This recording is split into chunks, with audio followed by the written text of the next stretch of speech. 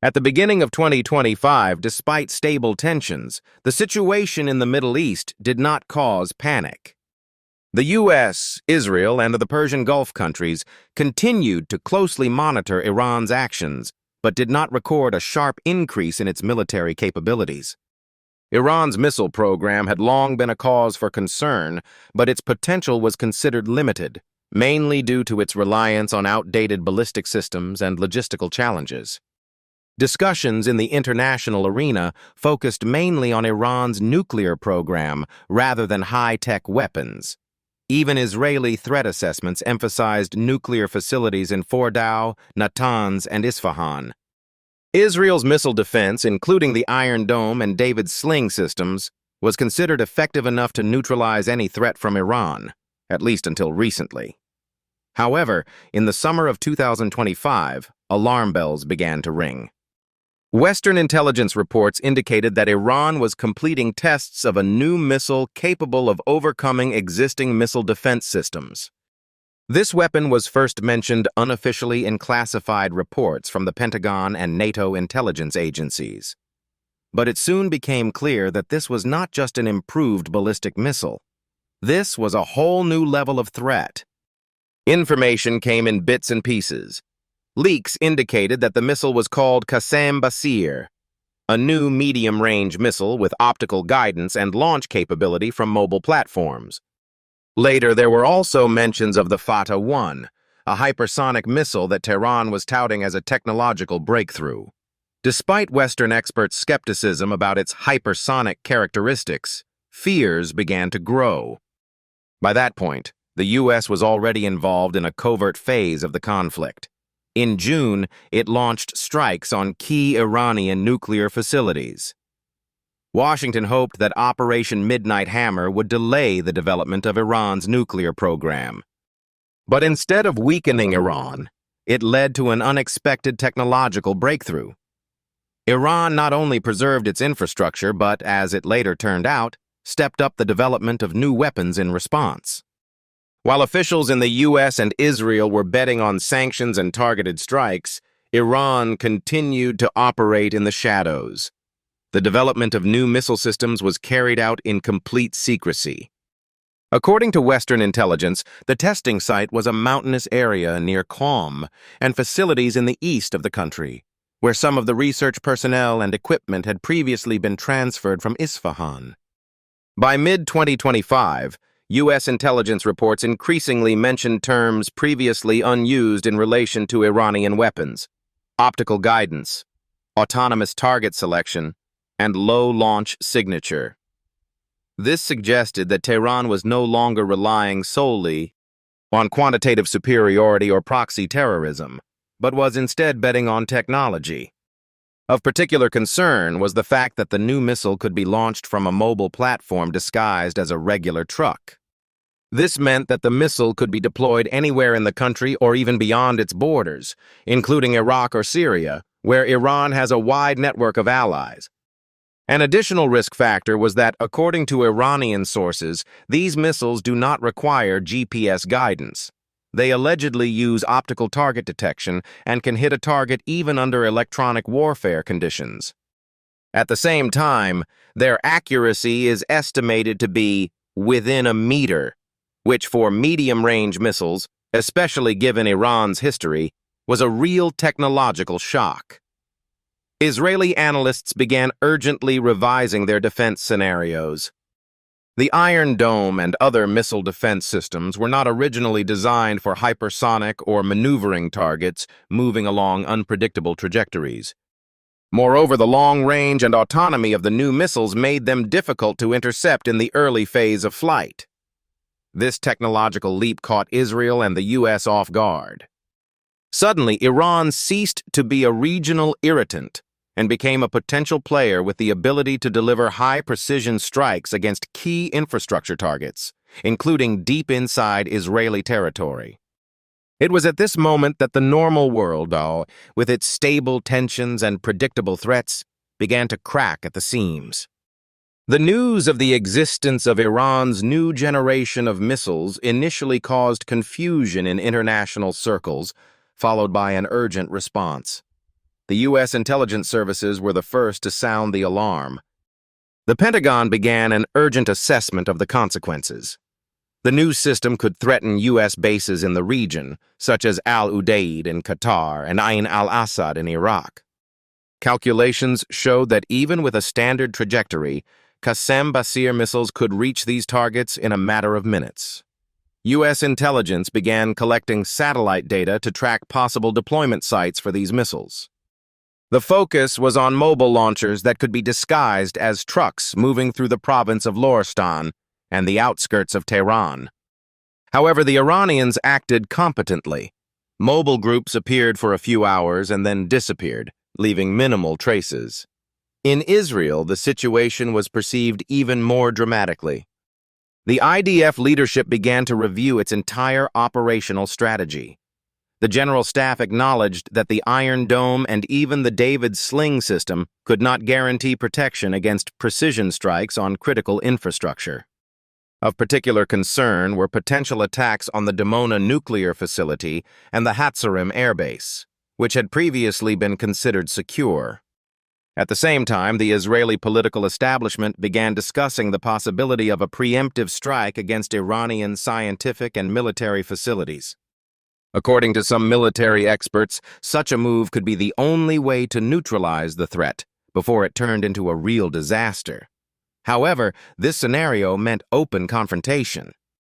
This would entail the risk of not only a regional conflict, but also the involvement of the U.S., NATO countries, and Arab states in the war. Washington feared that such a strike by Israel could derail diplomatic efforts to keep Iran in check and trigger a wave of instability from the Persian Gulf to the Red Sea. The situation called for immediate decisions. Possible scenarios were discussed behind the scenes at the U.S. National Security Council, ranging from cyber attacks on Iranian infrastructure to a direct military strike on facilities where Qasem-Basir and Fatah 1 missiles could be developed. However, each of these options carried enormous risks. A cyber attack could have failed to achieve its goal or provoked a large-scale response, including strikes against U.S. allies. And the direct use of force meant the start of a new war with unpredictable consequences. Meanwhile, the Iranian side showed no signs of backing down. Moreover, officials began to comment on the situation with strategic confidence. Tehran declared that the new generation of missiles were the shield and sword of the Iranian people, and that any aggression would be met with an immediate response. The statements were accompanied by the publication of videos of launches, mock-ups of warheads, and demonstrations of transport vehicles. This rhetoric played on two fronts at once. Domestically, it strengthened support for the government and mobilized public opinion. Abroad, it created an atmosphere of fear and uncertainty. The international community, including the UN and the EU, began to call on the parties to exercise restraint, but the real levers of influence remained minimal. This tense phase culminated in a closed meeting of the UN Security Council, where the United States presented intelligence indicating the existence of active mobile missile launch platforms on Iranian territory. However, the permanent members of the Security Council, Russia and China, blocked a tough resolution, demanding a non-politicized approach and respect for the sovereignty of the Islamic Republic. Against the backdrop of diplomatic deadlock, Israel made a decision. It could not wait any longer. According to media reports, orders were given to prepare Operation Line of Fire, a massive strike on sites where new weapons were being stored and manufactured. It was at this point that the confrontation entered a new phase, where every mistake could have irreversible consequences. On the night of July 18th to 19th, 2025, Israeli aircraft took to the skies. Squadrons of strike aircraft equipped with high-precision bombs and electronic warfare systems lined up over the Mediterranean Sea. Everything pointed to Israel preparing a preemptive strike. Operation Line of Fire had moved from the planning stage to the implementation phase. The targets were three key sites in Iran: the suspected Qasem-Basir Missile Production Center in Isfahan, a field test site near Yazd, and a transport hub through which, according to Israeli intelligence, mobile launchers were being transferred. According to Israeli sources, the strikes were carried out in a very short time, using low-profile platforms and satellite navigation. Iran's response was immediate. Just 2 hours after the first strikes, air raid sirens sounded in Haifa, Ashdod, Tel Aviv, and Beersheba. Iran began launching medium-range missiles, most likely the same ones that were considered experimental just yesterday. Some of them were intercepted by Israeli missile defense systems, but at least 3 missiles reached their targets. One of the strikes hit a power plant in the south of the country. Another hit an IDF ammunition depot, and the third hit a civilian industrial facility. It was the moment of truth. The world saw that Iran's new weapons are not a myth. They exist, they work, and most dangerously, they can overcome defenses. Israel was under direct attack. Media outlets around the world began emergency broadcasts. Western diplomats rushed to contact Tehran and Tel Aviv, trying to secure at least a 48-hour ceasefire. At this stage, it became clear that the situation was out of control. The conflict took on a dynamic that was uncharacteristic of previous outbreaks. It was no longer a restrained exchange of blows. Now it was something more. It was a demonstration that Iran was capable of striking and surviving retaliatory attacks. And Israel could no longer feel completely safe, even with U.S. support. The scale of events and the speed with which they unfolded stunned even the most experienced analysts. What had been considered a contained conflict for many years turned into a full-scale technological duel. For the first time in many years, Israel faced a threat that undermined its military superiority. The familiar scenario, in which the IDF operates with impunity in the air, was suddenly called into question. In response to the Iranian launches, Israel deployed not only its air force, but also its cyber units. According to information leaked to the press, a large-scale cyber attack was carried out on the energy grid in western Iran. In Tehran, power outages were reported for several hours, and alarms at military facilities went off chaotically. But even this attempt to throw Iran off balance did not bring the desired result. The Iranian side not only withstood the blow, it began to use its entire arsenal of asymmetric weapons against the enemy. Proxy groups in Iraq and Lebanon became more active, and strikes began on facilities linked to Israel's logistics and supply chains. Unmanned boats were spotted in the Red Sea which, according to some sources, were remotely controlled and carrying explosives aimed at Israeli and Allied shipping. Thus, the first turning point in this conflict was not just an escalation. It was a fundamental change in the very nature of the war. Whereas previously it had been a confrontation between states, the conflict had now taken on a networked structure. It was spreading across regions, affecting the interests of other countries, and involving a whole range of non-state actors. The West realized that Iran could no longer be viewed solely as a country under sanctions with a vulnerable economy. It had become a technologically adapted player, capable of simultaneously conducting military operations, defending its internal infrastructure, and attacking on multiple fronts. This new reality required a rethinking of approaches, both on the part of the U.S. and the entire NATO alliance. When the dust from its first strikes settled, it became possible to look deeper into the conflict, to where the causes, not the consequences, lie. A superficial glance paints a simple picture. Iran has created a new weapon, Israel has responded, and the U.S. is alarmed. But in reality, everything is much deeper and more disturbing. Iran's technological breakthrough was not accidental. It is not the result of panic following the strikes on nuclear facilities. It is the result of decades of systematic, patient, and secretive work. Under sanctions, in isolation, and without official access to Western technology, Tehran has built its own scientific and engineering ecosystem. Universities, military laboratories, and export companies serving as fronts have all worked for years toward a single goal: to make the country resistant to isolation and ready for asymmetric conflict with the West. At some point, the Iranian leadership came to a strategic conclusion. Nuclear weapons are a symbol of power, but high-precision non-nuclear weapons are a more interesting, flexible, and difficult-to-contain element. Medium-range missiles, guided warheads, drones, cyber weapons, all of these became priorities. And therein lies the main truth. Iran invested in something that is cheaper, more accessible, and more difficult to stop than a nuclear warhead on an ICBM.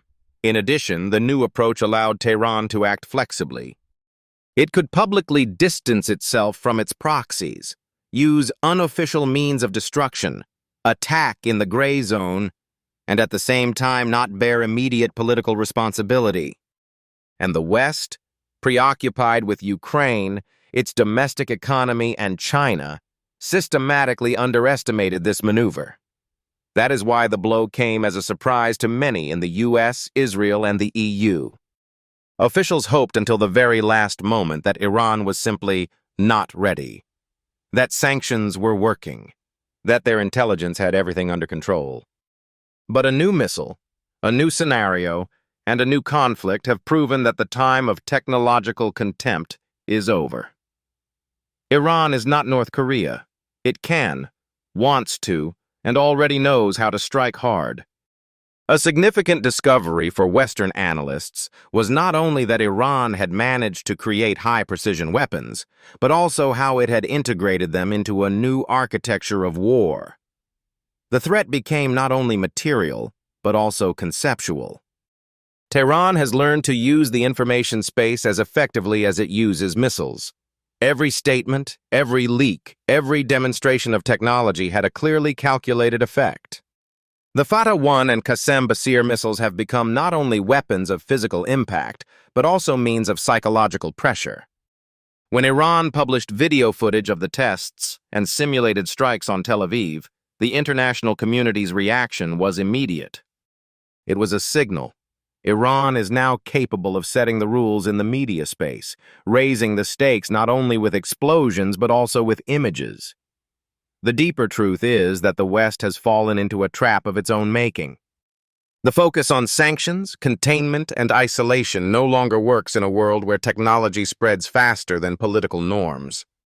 Engineers working in Tehran use the same math, the same algorithms, and the same methods as their colleagues in Massachusetts or Zurich. The difference in funding is no longer critical, and the motivation is much higher. Add to this another factor. Unlike the West, Iran does not need political legitimacy for its actions. It does not have to explain every decision through parliament, the press, or international institutions. This gives it flexibility, speed, and the ability to take unexpected steps. The West operates within the rules. Iran is outside them. Moreover, it is not alone. China, Russia, Venezuela, and North Korea are not just satellite states. They are potential suppliers, allies, and channels. Technological isolation has become an illusion. Iran has integrated itself into an alternative globalization where sanctions only strengthen rather than destroy. And that is what makes its new arsenal more dangerous than anything else. In this reality, Israel and the US can no longer afford to act according to old patterns. Their enemy has not just grown, it has changed the very nature of the conflict. This is the profound truth that they are only beginning to come to terms with. The consequences of July's exchange of blows turned out to be much more serious than even the most pessimistic analysts had expected. The world once again found itself on the brink of a large-scale conflict in the Middle East, but now with a new level of technological and strategic threat. Israel, following attacks on its territory, activated a state of full military readiness. Scenarios of a direct invasion of Syria or strikes against allied Iranian forces in Iraq were being drawn up behind the scenes. But in Washington, a completely different tune began to be heard. The White House understood that escalation could spiral out of control and turn into a disaster, not only regional, but global. The U.S. was already embroiled in a war in Ukraine, providing strategic containment of China in the Pacific region, and could not afford a third front involving a country with tens of thousands of missiles. An urgent diplomatic mobilization began. Representatives from Qatar, Turkey, and even Switzerland arrived in Oman as mediators. Leading world powers, including India and Brazil, issued statements on the need for an immediate political settlement. But in practice, the negotiations stalled. Tehran felt like the winner. Iranian rhetoric changed. Official statements increasingly included phrases such as, "a new stage in the defense of the Islamic world," and "the return of strategic balance." Television reports showed solemn gatherings where missile designers and engineers received state awards. This was not just mobilization. It was triumph. And in this triumph, there was a sense of menace. Iran felt stronger than ever. Israel, meanwhile, found itself in a difficult position. On the one hand, it needed to respond to the threat. On the other, it faced pressure from the U.S. and Europe, which were calling for restraint.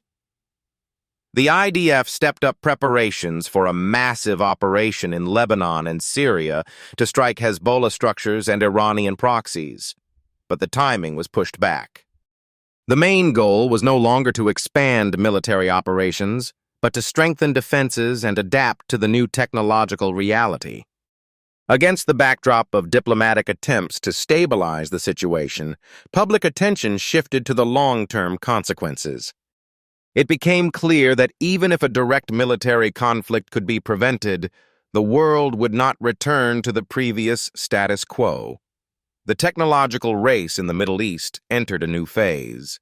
Israel urgently began to review its defense concepts. The creation of a new missile defense unit specifically designed to combat hypersonic and maneuvering missiles was announced. Negotiations with the U.S. on the supply of upgraded Arrow 4 systems have accelerated. At the same time, discussions are underway on the creation of an Israeli-American alliance to develop early warning systems capable of tracking launches in real time. The U.S., for its part, is reviewing its entire strategy for dealing with Iran. Iran no longer looked like a country that could be held back with sanctions and diplomatic pressure. Washington began to form a new analytical approach. Iran is not just a threat. It is an independent technological actor with the ability to export conflict, influence U.S. allies, and maintain internal stability. However, the reaction of other countries was most alarming. Saudi Arabia, Turkey, and Egypt began active consultations with military contractors. They all understood that Iran's technological success raised the question, who is next? A covert arms race began, with each country striving to keep up. This meant one thing, a new round of instability in the region. Meanwhile, demonstrations in support of the armed forces were held in the streets of Tehran. State television broadcast interviews with engineers who participated in the creation of the Fatah 1, calling them Iran's new heroes. Against a backdrop of economic hardship and political isolation, this military victory became a symbol of national pride and political unity. And all this happened amid the deafening silence of the UN Security Council, divided, paralyzed by the right of veto and conflicting interests. The world was faced with a fact. The international institutions created to prevent global crises were failing.